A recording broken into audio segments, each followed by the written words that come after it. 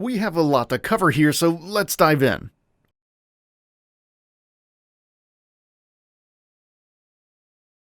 Monster Hunter Rise Sunbreak new details. Capcom's big paid expansion for Monster Hunter Rise Sunbreak received some new details during its Tokyo Game Show 2021 news program. It confirmed that the new monster seen in the debut trailer is Malzeno, an elder dragon.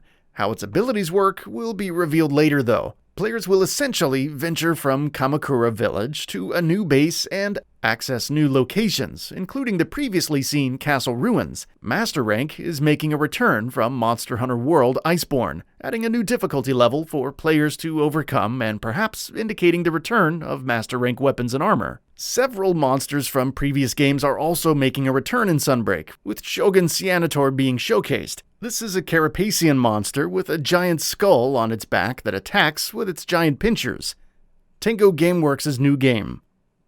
The Evil Within 2 director, Johannes, is working on a new game for the studio. Johannes was the director on the Evil Within's 2 DLC packs, The Assignment and The Consequence. He would go on to direct The Evil Within 2, which received a good amount of acclaim from both critics and players. His role on the new project is unknown. Gungrave Gore gameplay. A new trailer for Iggy Mob's upcoming Gungrave Gore showcases extended gameplay sequences, along with a cinematic trailer that fans saw earlier at Gamescom this year. Gungrave Gore is a third-person action shooter that sees players taking control of a vampire hunter performing slick action moves while mowing down groups of enemies in a ludicrous fashion. There's shooting using guns alongside some slick melee moves. There are multiple varieties of enemies, of course, and taking each of them down seemingly requires different tactics. Gungrave Gore will be releasing sometime in 2022 for all major consoles and PC. The Gungrave franchise has been dormant for a long time now, and fans naturally have a lot of expectations from the game. From what's known about the game, it certainly looks promising, and hopefully manages to turn out great. Earth Defense Force 6 gameplay trailer. During the D3's publisher stream at TGS, developer Sandlot has now released new gameplay footage for its upcoming action game, Earth Defense Force 6. The trailer for the game showcases some slick action sequences featuring multiple characters. The trailer also showed off shots of the environments, which are, of course, dilapidated and destroyed, as they would be in a post-apocalypse. The trailer is in Japanese, so a lot of the story details can't be discerned without the use of transcription tools, but the action is here for everyone to gawk at. Earth Defense Force 6's gameplay is looking fun, although its visuals are certainly subpar when compared to other games currently in development. Though, then again, that's always been EDF's way. The game releases sometime in 2022, and PS4 and PS5 are confirmed as release platforms as of now. There's still no confirmation of a Western release, although it's widely speculated that a localized version will be coming sometime later after its Japanese launch. The King of Fighters 15 update. With 39 fighters available at launch, the King of Fighters 15 is going to have a healthy roster for players to dive into right off the bat. SNK had been revealing these characters at a pretty regular clip, and Tokyo Game Show, it seems, had been a big part of their reveal plans.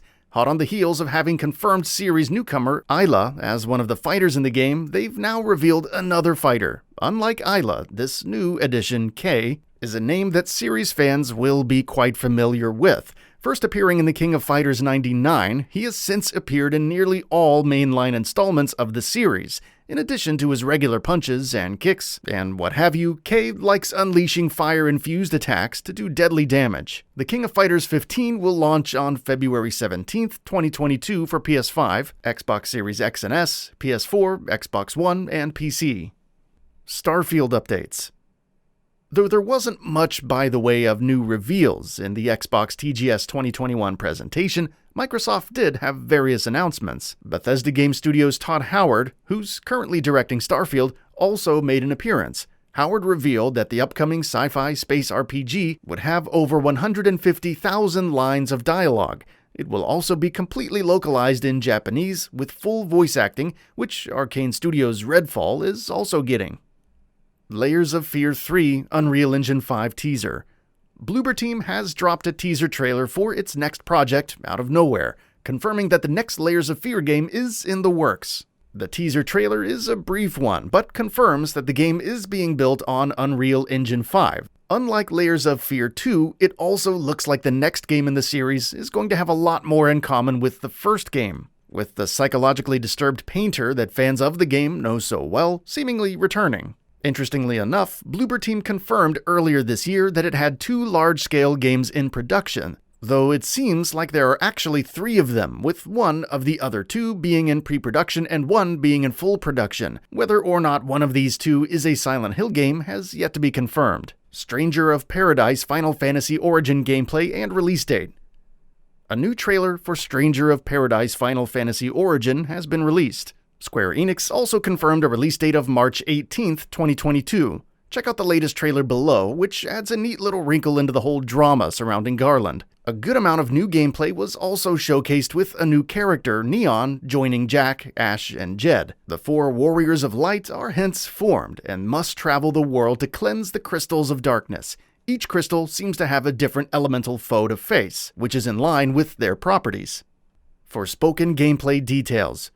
Luminous Productions' Forspoken is one of many titles from Square Enix's Tokyo Game Show presentation that didn't really get a new trailer. However, the developer provided some new details on Frey, her smart-looking companion Cuff, and the magic she can wield. Residing in New York before being isekai'd to Athia, Frey is described as smart but also somewhat immature, tending to distrust the world at large and masking her own vulnerability with sarcasm. Upon arriving in the new fantasy world, she's joined by Cuff, the magical bracelet that also talks. Though more details on Cuff are yet to be revealed, Mitsuno said that it's very important, helping to guide Frey on her journey. Both characters are described as very blunt, and their dynamic as they argue back and forth, sometimes in the midst of battle as well. Overall, expect a lot of dialogue from both throughout the entire story. Terada also spoke a bit about the magic system, with Frey being able to set traps or power up her abilities. Though the development team couldn't specify how many magic types are in the game, there will be a lot, and they're also fairly unique. The wide range of spells was in order to accommodate numerous playstyles, and while some may look to opt for just one style, the battle system encourages them to experiment with different types. Final Fantasy XVI's expansive skill tree. Final Fantasy XVI's development team remains insistent on not showing the game until they have a firm and close release date in mind. And even though it's been a while since we've seen the game, the developers have been doling out bits and pieces of new information. In a recent TGS 2021 interview via Siliconera, producer Naoki Yoshida talked about the game's progression system.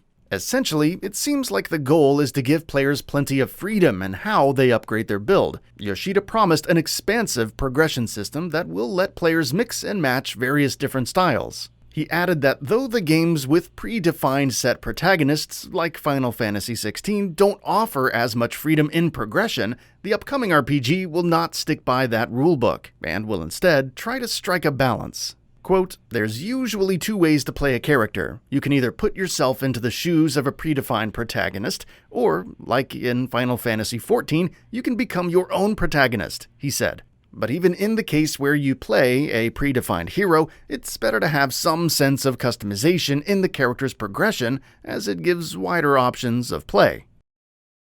That's all for now. If you enjoy what you saw, please hit the like button. And if you're new to the channel, now is a great time to subscribe. We upload brand new videos every single day. After subscribing, don't forget to enable all notifications by clicking the bell icon. Thanks for watching this video, and we'll see you next time, right here on Gaming Bolt.